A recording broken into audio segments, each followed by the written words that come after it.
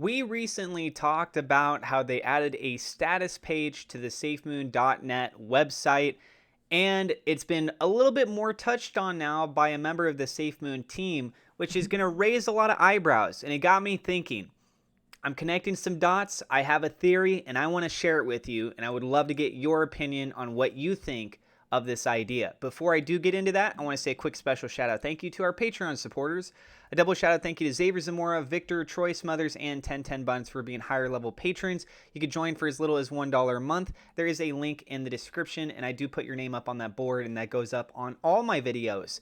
You can also click the join button down below to become a YouTube member. Shout outs to all of you there. And we do have merchandise available for sale now, in which you can go check out some samples down below the video.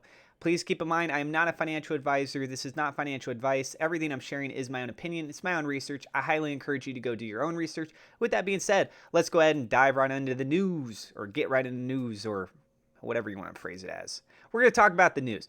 So, Danny at Dutch Programmer over on Twitter says, shouldn't this normally be on a separate subdomain? If the website is offline, you can't check the status anymore.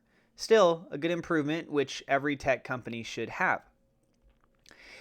And then Ryan responded by saying, don't give away our next big move.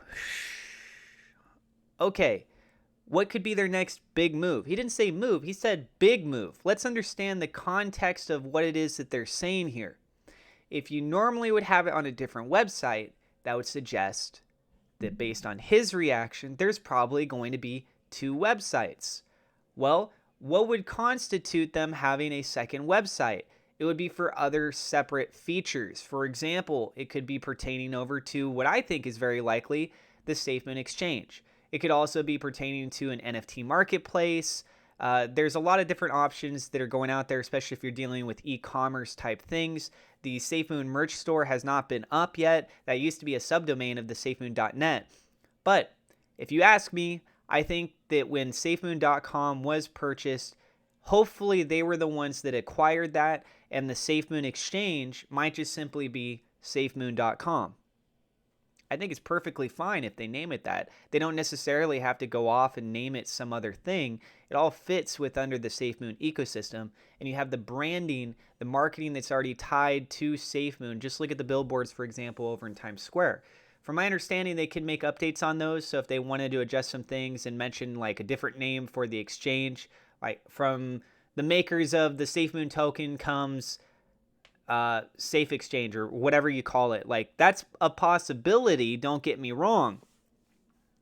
However, that's not a full onset guarantee. If you guys have a way to do some further background research behind that, then by all means feel free to do so. One thing that I'm thinking about right now as I'm talking in this video is there a way to find out if a domain holder, you can search them up and then find out all the different domains that they have? I need to look into that, because if we could find out the public information on SafeMoon.net and then find out if they own any other specific domains, that could answer our question right there.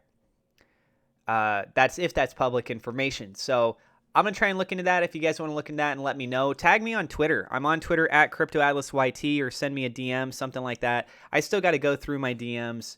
I've been getting a lot, and I get message on Discord, and I'm doing my videos and my NFTs and stuff. It's a lot on my plate, to be totally honest with you guys. But this seems very interesting. What do you guys think is the reasoning behind why Ryan went out of his way to respond to this and went, shh, don't give away our next big move? Big move. I really want to stress that again, suggesting that there's going to be a different website. So what do you guys think? Let us know in the comments down below. FYI, I am an NFT artist. I have sold 4 NFTs now. I will provide a link in the description. You can go check out my profile. I will be listing my 5th piece today. Each new piece, I am doubling the listing price from the previous listing. So first one sold for 100,000 SafeMoon. These have all sold so far. The second one sold for 200,000, third for 400,000, the fourth one 800,000 SafeMoon. So the one I'll be listing today will be 1.6 million SafeMoon. If you're a collector of NFTs, if you're into that kind of a thing, just giving you guys a heads up. I've been doing about one of these a day. Well, I have been doing, one a day. I don't know if that's going to continue. I might take a break for a little bit, but right now I'm averaging one a day. I will have one up later today. So you guys can check that out. I will be posting over on Twitter a little bit more of a heads up. So your best place to follow this is if you check me out at CryptoAtlasYT. That does it. I got referral links in the description if you want to check those out. If you're new to the channel, don't forget to hit subscribe, hit the thumbs up like button. It definitely helps us out with the YouTube search algorithm. Click the bell icon so you know whenever we go live. My nose itches. I'm sorry.